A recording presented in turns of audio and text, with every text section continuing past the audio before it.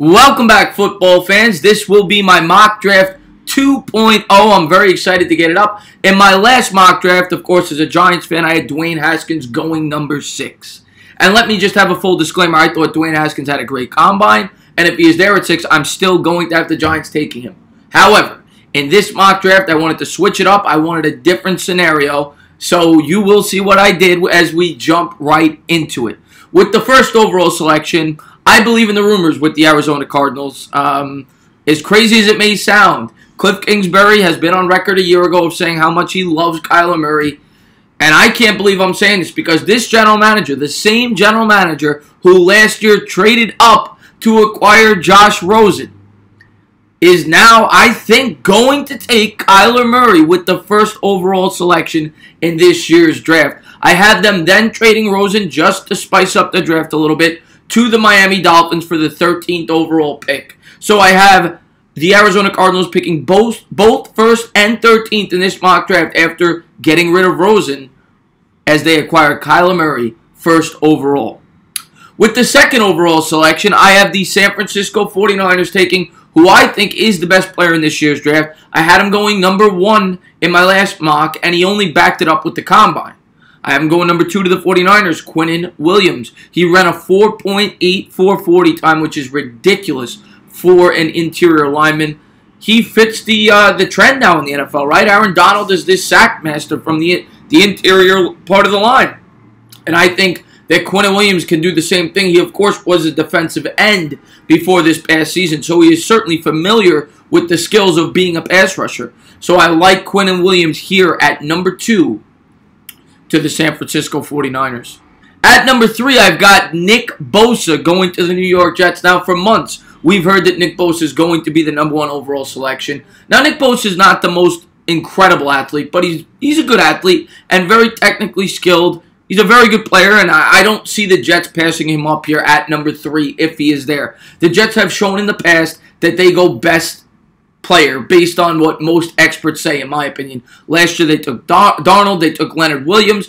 I think they're going to go for the consensus best available player with their pick, and I think that will be Nick Bosa. He fits what they're doing there, and if you're a Jet fan, you got to be happy with that pick. At number 4, we have our first trade. As the Oakland Raiders were picking 4th, they're going to trade down to 11th with the Cincinnati Bengals. They are going to swap picks, pick up a future first in next year's draft, as well as a 3rd round pick in this year's draft.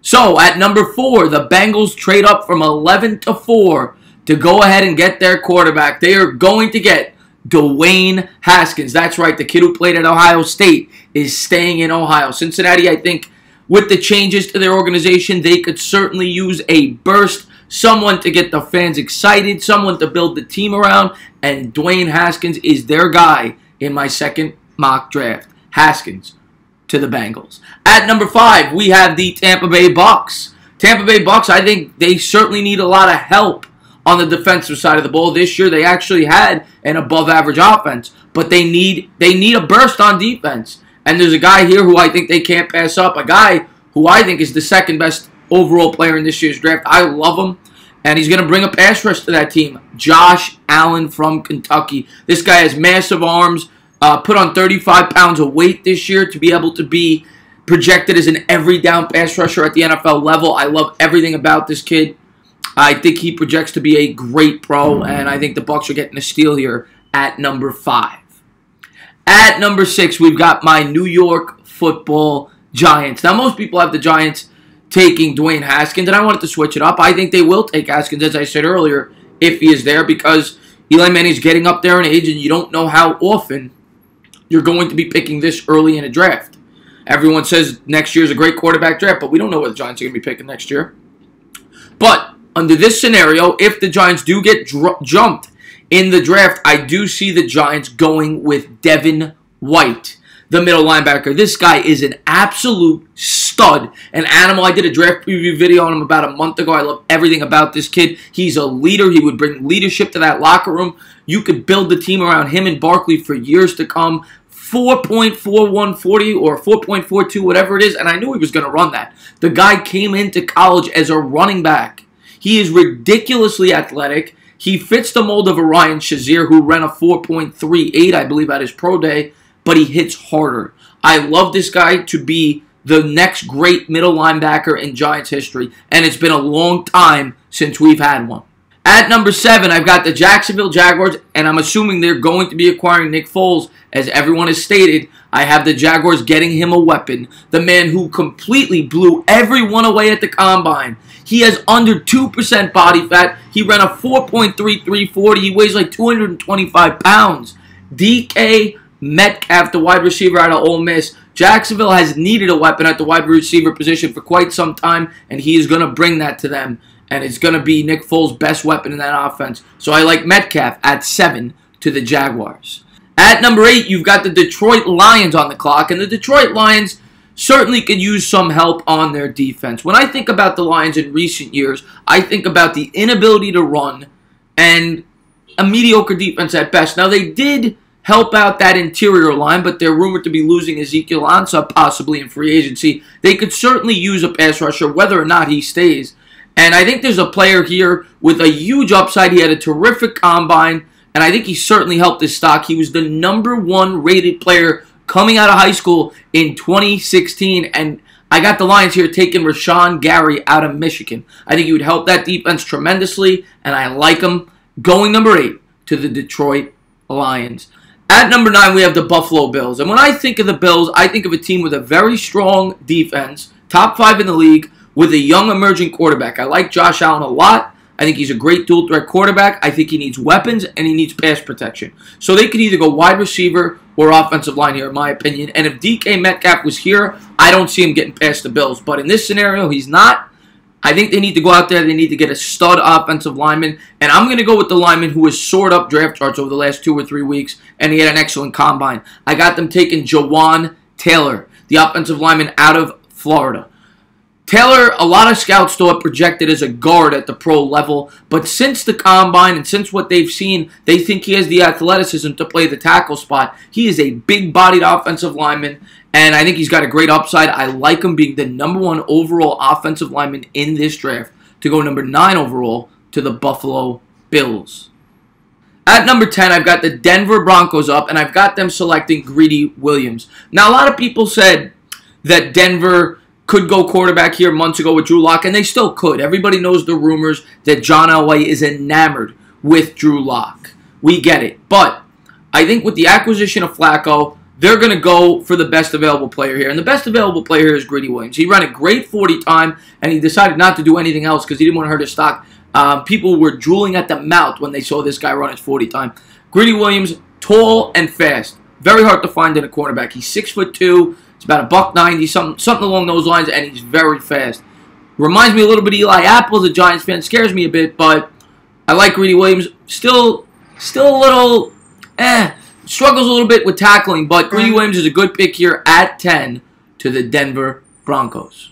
That now brings us to the number 11 pick, which originally belonged to the Bengals. The Bengals, of course, traded up to get Dwayne Haskins. So now the Raiders are on the clock, and the Raiders could certainly use a pass rusher after the departure of Khalil Mack. And there was one pass rusher in particular in this year's combine that really stood out with his athleticism. Now, he's not quite as technically sound as some of the guys at the top of the draft, which is why he was mocked late first before the combine. I always liked this kid. I had him going 12th in my first mock. I moved him up one spot because of how good he was. He ran like a 4.41 40 for an outside linebacker. That is retarded. Montez Sweat. Great athlete. He's going to bring a ton to that defense for the Oakland Raiders. Now, I don't think he's going to replace Khalil Mack. That's almost impossible. But you're going to get yourself an incredible athlete that could be a cornerstone for your defense going forward at the 11th pick. At number 12, we have the Green Bay Packers. The Green Bay Packers, they need a lot. They have a quarterback and not much else, to be completely honest with you. But they certainly could use some upgrades on that defense. It's gotten older. I think Clay Matthews will be gone. I'm going to go Ed Oliver here. I like Ed Oliver's athleticism. He had a great combine once again. Some people may have him going a little later, but I like Oliver here. I like him to be one of these hybrid defensive tackles that's more of a pass rusher, a guy that you could put on the inside and outside. Incredibly athletic. I like the Packers here to go out and get Ed Oliver, the defensive tackle from Houston. At number 13, we have the Arizona Cardinals on the clock as they traded Rosen to the Dolphins, and they now have taken that pick. And they're going to take the best available player on the board. The pass rusher from Clemson, Clellin Ferrell. Ferrell projects to be a very good defensive end at the pro level. I think you're getting pretty good value here if you're the Arizona Cardinals, and you certainly can use some boost to that defense. So I like them getting Ferrell here at 13. At number 14, we have the Atlanta Falcons up. And last year, nobody could argue. Now, some people may say that the Falcons had a lot of injuries to their defense, and they certainly did. But the offense is pretty good there. They have a pretty strong offense, especially when you factor in that Freeman will be back next year at the running back spot. So I think they really need to focus in on the defensive end of the football in this year's draft. And there's a player here that I really like. Again, much like Montez Sweat, not a complete finished product yet, but he's a great athlete. Showed it at the Combine. I like the pass rusher from Florida State, Brian Burns, to go to the Atlanta Falcons here. Ran him in the mid-4.5s at the Combine. I think they will be in love with his athleticism and what he could potentially bring down the road in Atlanta. So, I have at 14, the Atlanta Falcons taking Brian Burns from Florida State. At number 15, the Washington Redskins are up. And there's no secret, the Redskins have a desperate need to fill in that quarterback position after last year, of course, acquiring Alex Smith via free agency. Smith went down with a horrible injury, and he may never play again. And if he does, we don't know if he's going to be the same player. He certainly looks as if he will be out this entire year. And the Redskins get a gift here, in my opinion, because Locke could have easily went earlier. They're going to get Drew Lock, the quarterback from Missouri. Drew Lock has a great arm. He's got good athleticism, underrated athleticism, in my opinion. I was a little underwhelmed with his deep ball at the Combine, but he certainly is still a very talented prospect, a guy that could turn into a very good quarterback at the pro level. So at number 15, I like the Redskins to find their next franchise quarterback, or at least they hope their next franchise quarterback, Drew Lock. At number 16, the Carolina Panthers are up. Carolina Panthers, I think, are going to go through a rough year this year for the simple reason that Cam Newton is going to be out for the season. And they play in a very tough division. You have to figure the Falcons are going to bounce back and be a better team, and the Saints are the Saints. So the Panthers, I think, are going to have a tough year. But one thing the Panthers have needed forever, really since Steve Smith has left, is a consistent target at the wide receiver spot. And there's a wide receiver here that I think will bring explosion to that offense. You pair him up with McCaffrey and Greg Olsen. You got a couple of nice pieces now. I like Hollywood Brown from Oklahoma to go to Carolina. I think he's the type of receiver that could take the top off of defense, and I like him there to Carolina. Next up, we've got the Cleveland Browns at number 17. The Cleveland Browns really improved their team last year through the draft when they got Baker Mayfield with the first overall pick. And then 3 picks later at number 4, they went out there and got Denzel Ward, who had a great rookie year before the injury.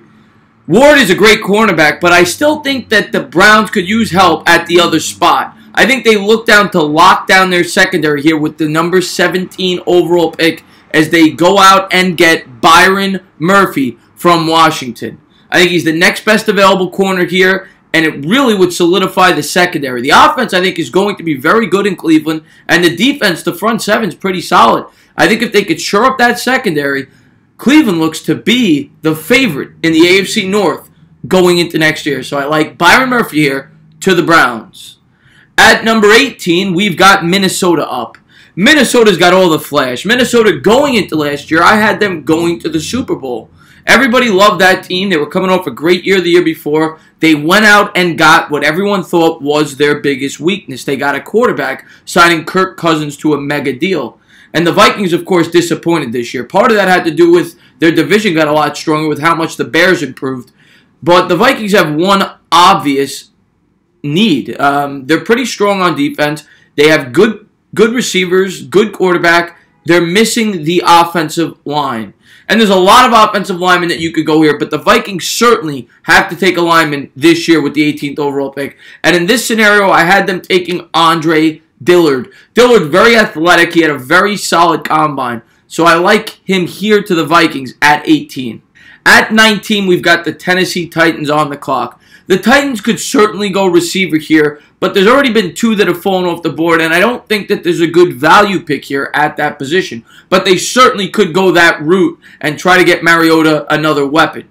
But I think there's a name here who had a mediocre combine, but I still think he's very talented, and a lot of people like his upside. I like the defensive end, Jachai from Florida, to come to Tennessee here. I think they could use another edge rusher, and I think it's very good value here. So because of that, I'm going to have Tennessee taking him here at 19. That brings us to Mike Tomlin and the Steelers at number 20. The Steelers look to be in rebuild mode. They've certainly lost some of their most important pieces. It looks as if Antonio Brown won't be on the roster. Le'Veon Bell certainly will not be a Steeler next year. Now, James Conner filled in admirably there, and they have a very strong offensive line still and a quarterback. Juju Smith-Schuster, of course, has progressed as a wide receiver. I think their biggest weakness, and it's been their biggest weakness for quite some time, is definitely on the defensive side of the football, even with the departure of Brown and Bell. So I think they are going to attack the secondary here. They've had a weak secondary for years, and I like them to go after DeAndre Baker here, the cornerback from Georgia. I think he's going to fill in nicely at Pittsburgh, and they certainly need it. They got to keep up with the Browns, and I like Baker here to the Steelers at 20. At 21, we've got the Seattle Seahawks up. The Seattle Seahawks still have an average offensive line at best. We all thought that would be a huge weakness going into last year, which is why I projected the Seahawks to be a 7 or 8 win team. They surprised all of us when they went out there and they led the league in rushing. They were always known for the Legend of Boom, the great secondary they had over there, and they've since then lost pieces. They're going to lose Earl Thomas to free agency this year, and that is a spot that I think they will need to fill in. So here, I actually like them to take the safety from Delaware, Nassir Adderley. I think he's a good fit there, and it's a position of need for them now. They need to rebuild what was once the best secondary, arguably, in the history of football. So I like Adderley here to the Seahawks. At 22, the Ravens are up.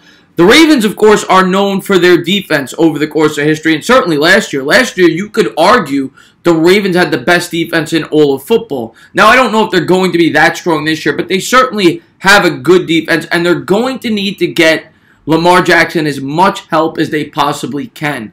They could go running back here. There is certainly a running back here that they could take.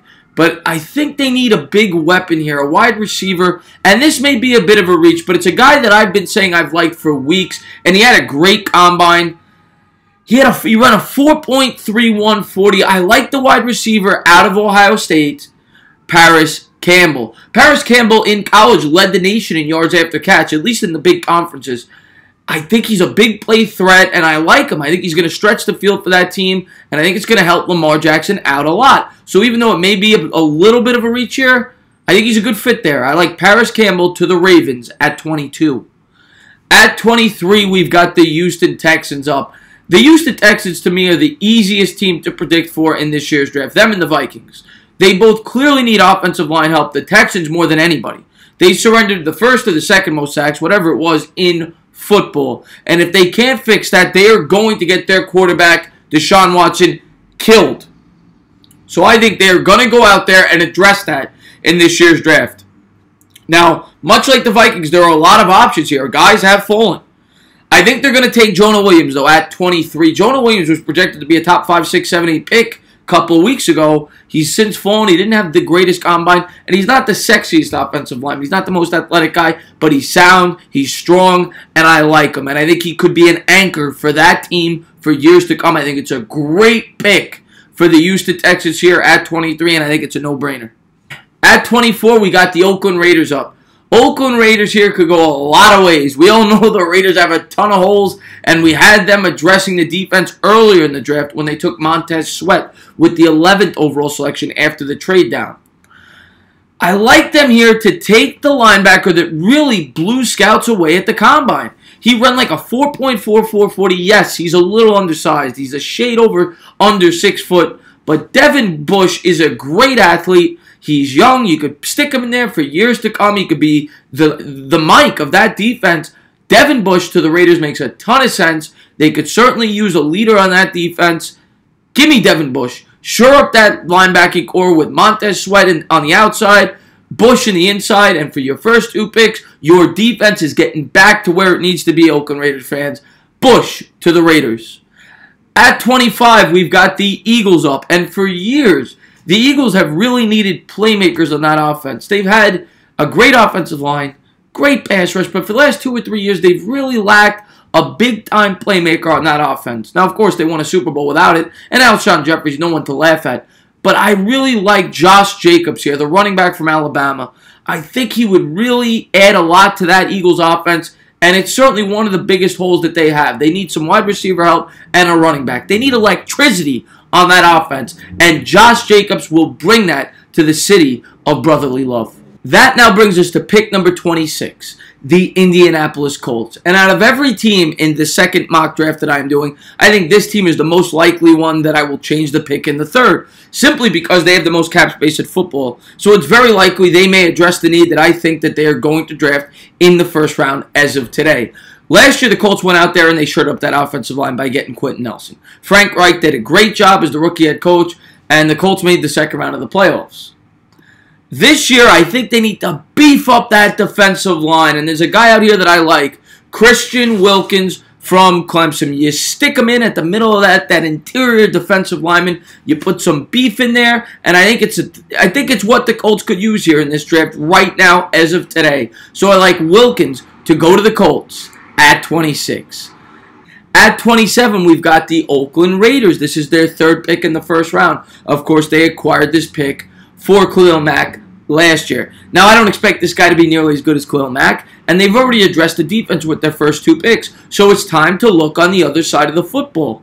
I think they could definitely use a playmaking wide receiver, especially after letting go of Amari Cooper. So because of that, I think they're going to try to do that. I think they go out there and they get the big target, Hakeem Butler. He stands at 6'5", 227 pounds, and he had an impressive combine.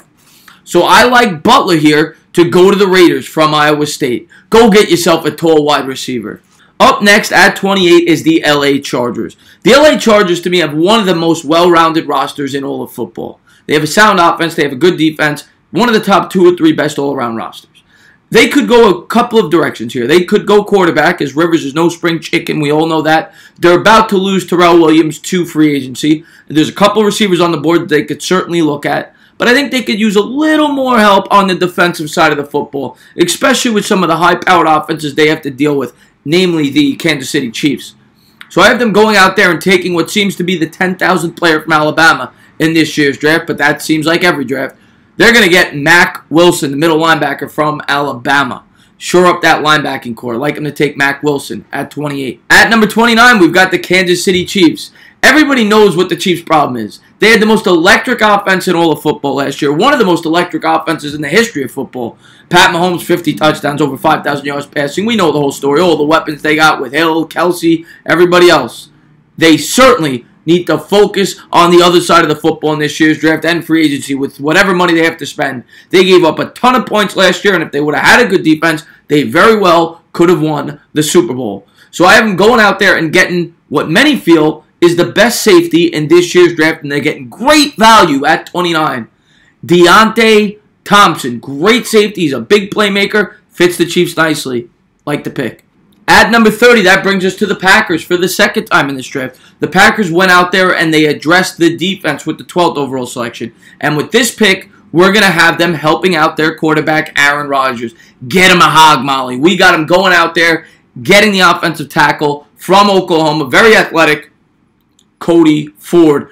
Love the pick. Great value. I like Ford a little better than this, but this is where I'm projecting him to go. I like Ford to the Packers as they fortify that offensive line for years to come. At 31, we've got the LA Rams up. And the LA Rams are very tough to draft for because, quite frankly, they don't have a ton of holes. They are sound throughout their roster.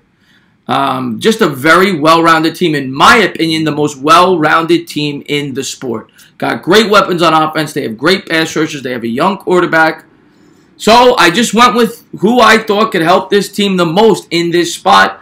And maybe they could use a little more help on that offensive line. I went with a guy that may be a bit of a reach. He had a great combine, certainly helped his stock. He was being projected as a mid to late second round pick before it. I got him creeping up to the end of the first now because of his great combine.